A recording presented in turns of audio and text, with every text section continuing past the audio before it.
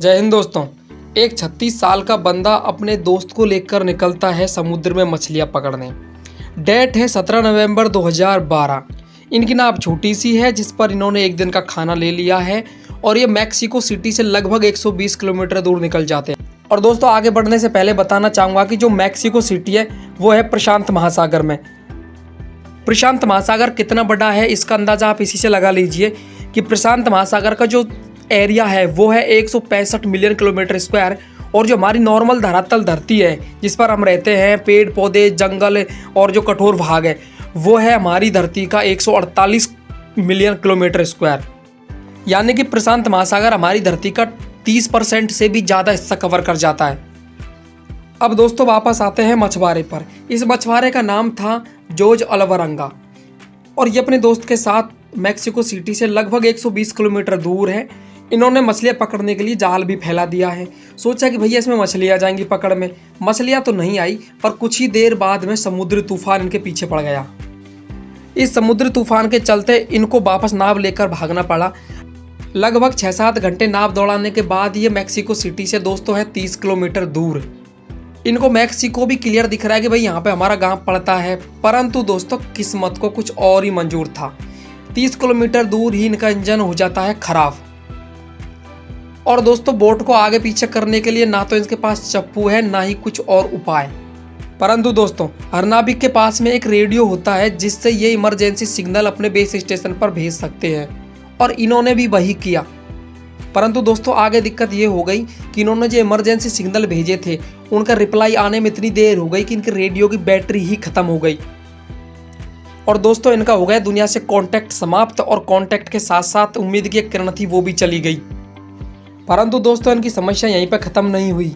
समुद्र में अब चलने लग जाती है उल्टी दिशा में हवाएं, यानी कि हवाएं इनकी जो नाव है उसको मैक्सिको से दूर ले जाती है समुद्र के अंदर की तरफ। और ये इसी तरह 5 दिन हो जाते हैं दोस्तों इनको और ये पहुंच जाते हैं समुद्र किनारे से लगभग 450 किलोमीटर दूर, जहाँ पे सिर्फ इनको समुद्र का पानी ही पानी दिखाई देता है।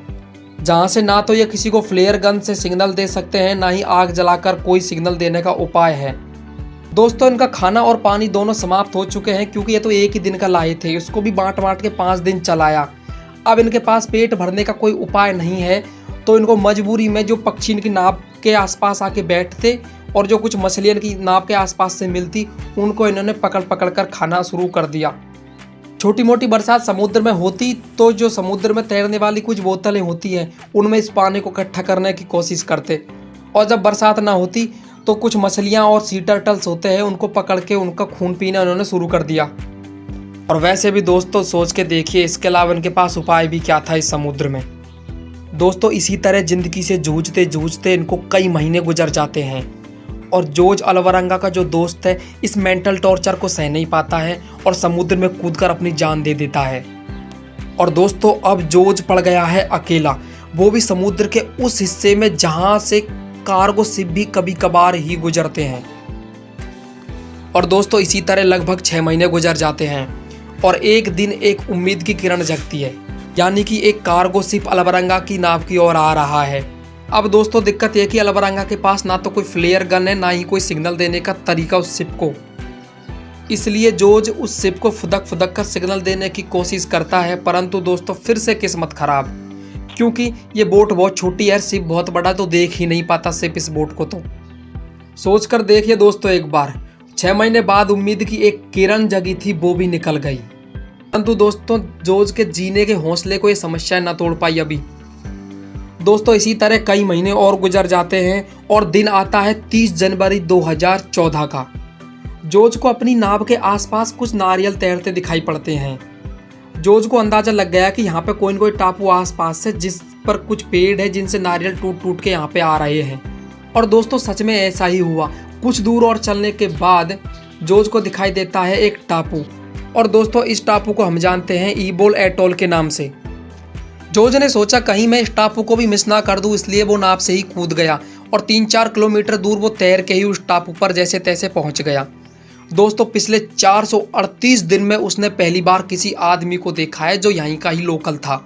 दोस्तों जॉर्ज को यहाँ से उसके घर भेजा गया जहाँ पर उसने एक बुक लिखी 438 डेज। परंतु दोस्तों यहाँ भी उसकी समस्याएं कम नहीं हुई। घर जाने पर उस पर आरोप लगा दिया गया कि उसने अपने साथी को मार दिया। दोस्तों कमाल की जिजीविषा थी इस बंदे की कि ये 438 दिन तक कैसे इसने अपने आप को समुद्र में सिर्फ मछलियाँ, कबूतर और उनका खून पीकर जिंदा रखा। दोस्तों ये एक रियल स्टोरी थी जिसको आप इंटरनेट पर जाके पढ़ भी सकते हैं। उम्मीद है दोस्तों आपको ये वीडियो अच्छा लगा होगा। प्लीज़ हमारे चैनल को शेयर, सब्सक्राइब, कमेंट ज़रूर कीजिएगा। आपका बहुत बहुत धन्यवाद।